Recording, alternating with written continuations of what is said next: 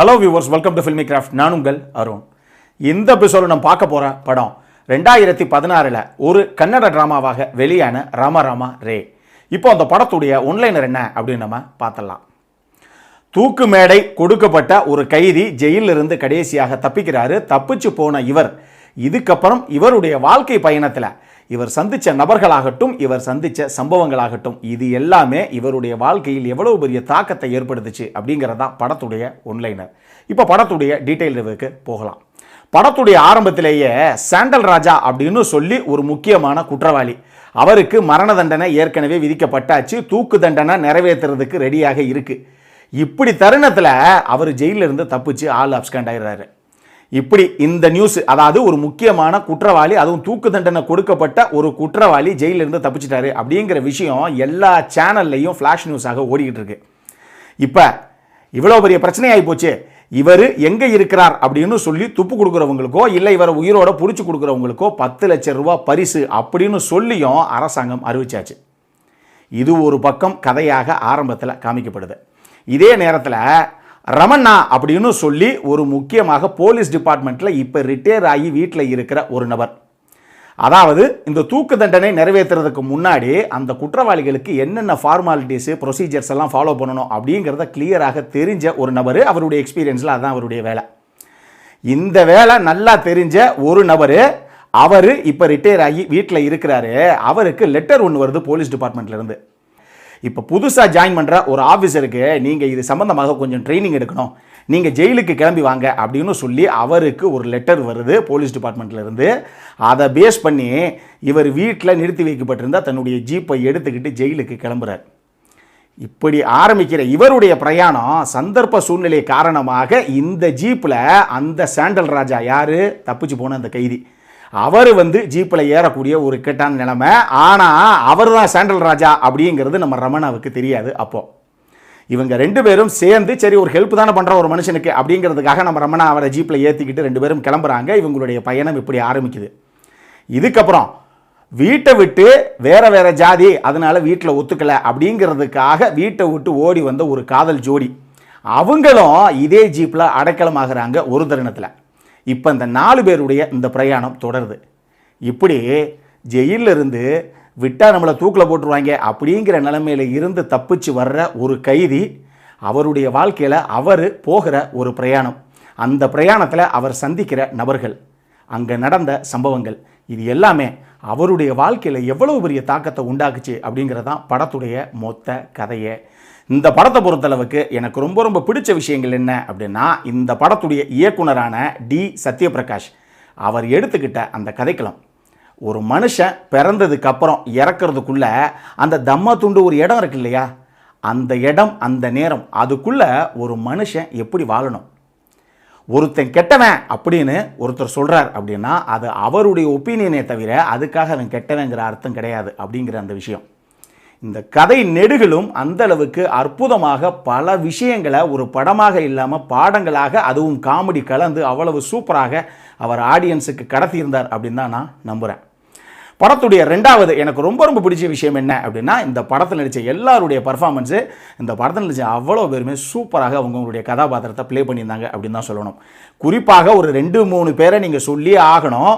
ஒன்று, அந்த ரமணா அப்படிங்கிற அந்த ரிட்டையர்டு போலீஸ் ஆஃபீஸர் இருக்கார் இல்லையா, அந்த கதாபாத்திரத்தை ப்ளே பண்ண கே ஜெயராமுடைய பர்ஃபார்மன்ஸு அவ்வளவு சூப்பராக பண்ணியிருந்தார் அவர்.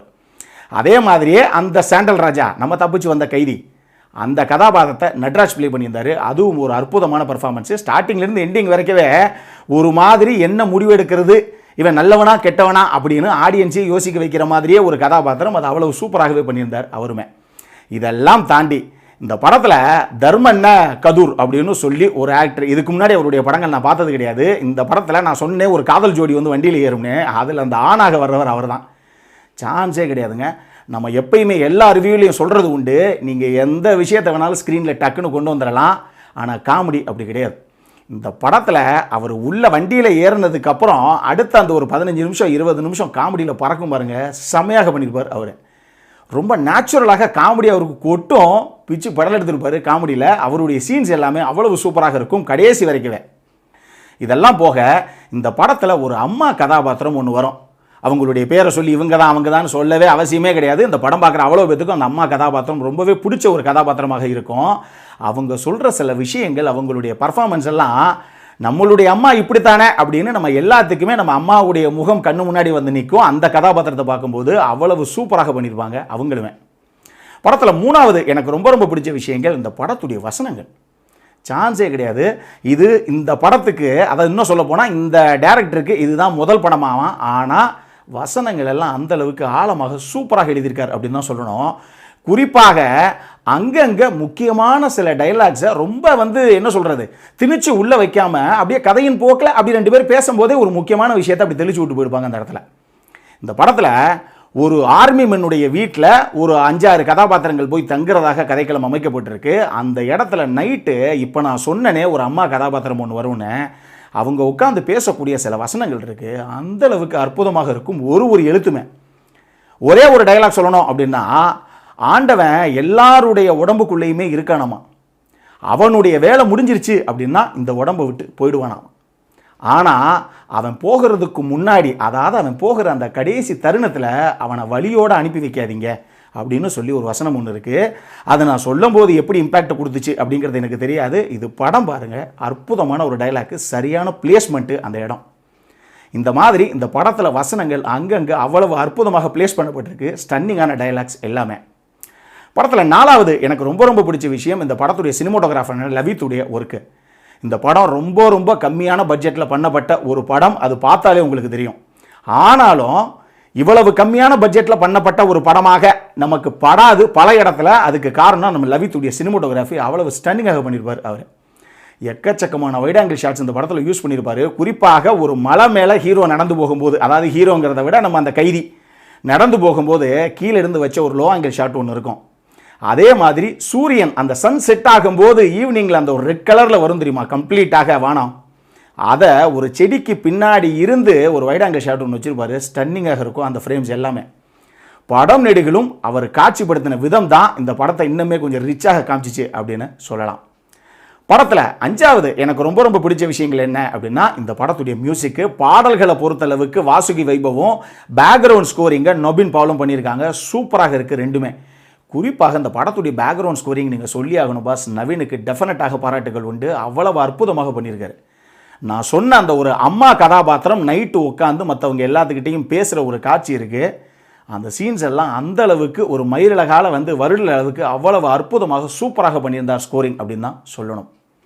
அடல் கான்டென்ட்டை பொறுத்தளவுக்கு இந்த படத்தில் எந்த விதமான அடல் கான்டென்ட்டுமே கிடையாது. ஸ்டார்டிங்லேருந்து எண்டிங் வரைக்கும் நீங்கள் ஃபேமிலியோடு உட்காந்து பார்க்கக்கூடிய ஒரு சூப்பரான படம் இது.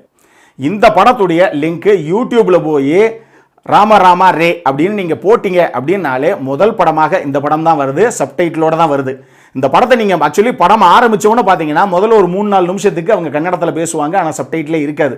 அதை வச்சு தப்பான லிங்க் வந்துட்டோமோ அப்படின்னு முடிவு பண்ணிடாதீங்க. ஒரு 4-5 நிமிஷம் கழிச்சு இங்கிலீஷ் சப்டைட்டில் ஃபுல்லாகவே ஆரம்பிக்கும். கடைசி வரைக்கும் கிளியராக போகும். அந்த லிங்கை வச்சு பார்த்து மகிழுங்கள். என்னை பொறுத்தளவுக்கு காமெடி கலந்த, அதே நேரத்தில் அங்கங்கே எமோஷனல் விஷயங்கள் எல்லாமே கடந்த ஒரு சூப்பரான படம் இது. வித்தியாசமான முயற்சி இது. இந்த மாதிரி படங்களெல்லாம் இன்ட்ரடியூஸ் பண்ணுறதுக்கு தான் நம்மளுடைய சேனல் அப்படின்னு நாங்கள் நம்புகிறோம். சூப்பரான ஒரு படம், மிஸ் பண்ணாமல் பாருங்கள். இந்த படத்திற்கு ஃபில்மி கிராஃப்ட் கொடுக்கக்கூடிய ரேட்டிங் 7.5 out of 10. இப்போ நம்மளுடைய அடுத்த செக்மெண்ட்டான இன்ட்ரெஸ்டிங் ஃபேக்ட்ஸ் அபவுட் தி மூவிக்கு போகலாம்.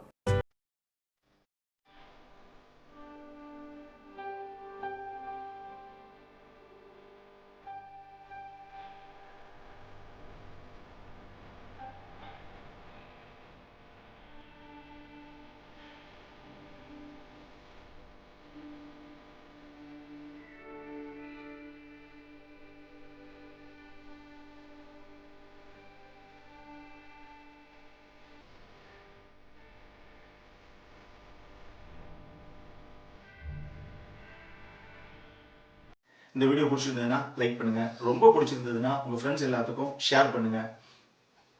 உங்களுடைய கருத்துக்கள் ஏதாவது இருந்தது அப்படின்னா கீழே இருக்க கமெண்ட் செக்ஷனில் எங்களுக்கு தெரிவிங்க. வீடியோவை க்ளோஸ் பண்ணுறதுக்கு முன்னாடி சப்ஸ்கிரைப் பண்ணுங்கள். சப்ஸ்கிரைப் பண்ணும்போது பக்கத்தில் இருக்க நோட்டிஃபிகேஷன் பெல் ஐக்கானையும் கிளிக் பண்ணுங்கள். அப்போ தான் எங்களுடைய வீடியோஸ் எல்லாம் உங்களை ஆன் டைம் சேரும். இதே மாதிரி இன்னொரு வீடியோவோட அடுத்த முறை உங்களை சந்திக்கிற வரைக்கும் it is Arun signing off. By.